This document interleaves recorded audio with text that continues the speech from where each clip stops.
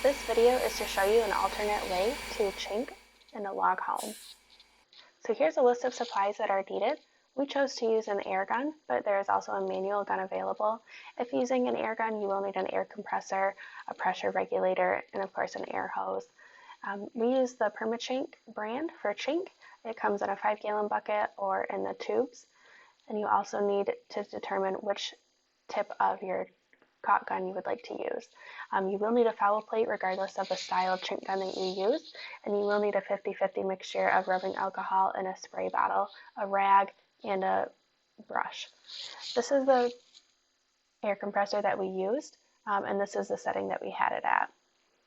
So here we're pulling the chink out of the bucket. It is a little tough to pull it out, so I usually let a man handle that for me. So he's getting it all together here. That's the tip that we like to use. The cleaner we have the tip, the better the job, but it does kind of get caked on there throughout the day that you're working.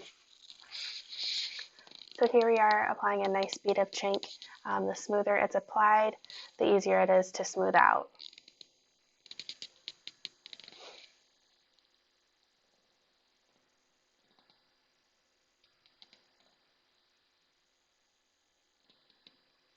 So you can see how nice and clean and crisp that line is.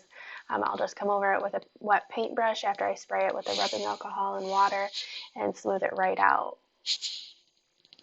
We did find that it was easier to apply the chink when it's not too hot and not too cold.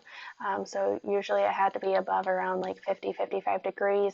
And then also if it's too hot, then it cures really fast.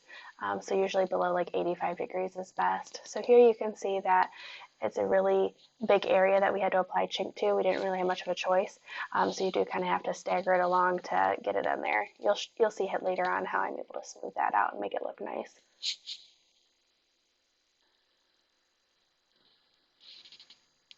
So here we're doing a corner. He's applying that bead really nice again. Occasionally you will have pops that happen, just air bubbles that are in the chink when you pull it up. So pulling it up as smooth as possible instead of just really quick is very beneficial.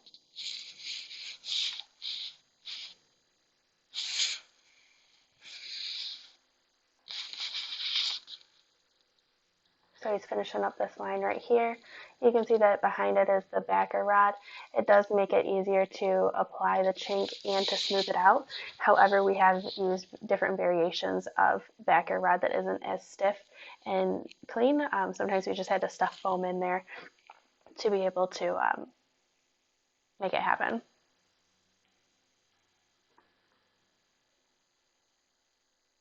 And then he just smooths it right out together.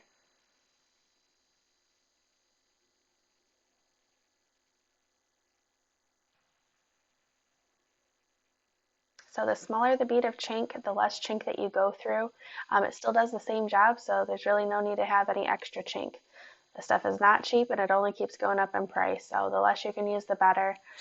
You can see my feather light touch here. It does really help to have that really light touch, and it just smooths it right out. So you can see the log's already wet, so I had already sprayed it. But it really doesn't take long to smooth the chink out. And the rubbing alcohol helps it to prevent sticking to the log. And you can see my rag there. I keep my brush clean, otherwise it just kind of creates a mess everywhere. You'll see here in a moment, I do clean off the log as I'm going. It's hard to see it in this view, but when you're in person, you can actually see that there is a little bit of mess that gets made on the edge sometimes, depending on how well you cut your brush, how well you're smoothing it along. So you do need to keep that clean, because once the chink is on something, it's really hard to get it off.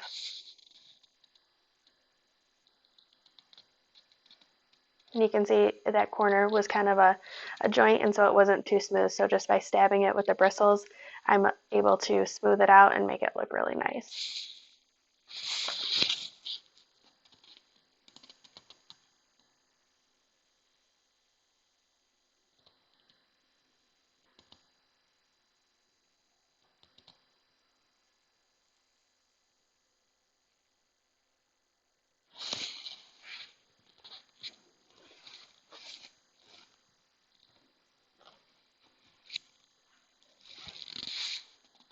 So I'm just doing all my touch-up work here.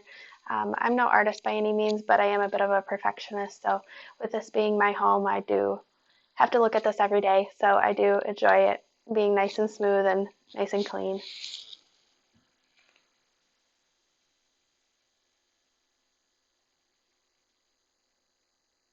So here you can see I'm doing that big area that he had to kind of um, go up and down to get all the chink to fill the gap. So just by spraying it and stabbing it with the bristles, I'm able to smooth out the area, and then just take a look at how quickly this is perfect. So just a couple of strokes and it's done.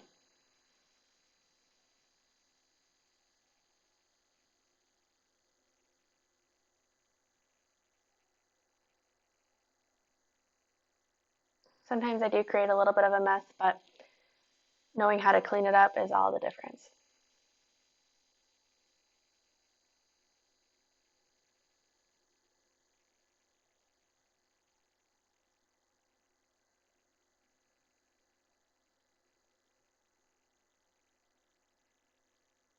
So here I'm doing just a little bit of touch-up work.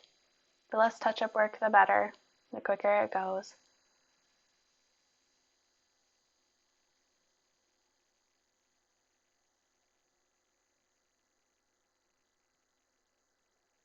You'll see a little clip here at the end of the video of what it all looked like at the end, and you'll see how nice of a job it was. I think it only took us a couple hours to do this little area. It was just on logs in our house that had never been fully chinked. And I had polyurethane them earlier this year and was able to get the chinking done. Chinking is technically a one-person job, but I'm not able to pull the chink gun and load it, so I needed somebody to help me out with that, and then I would do all the finish work.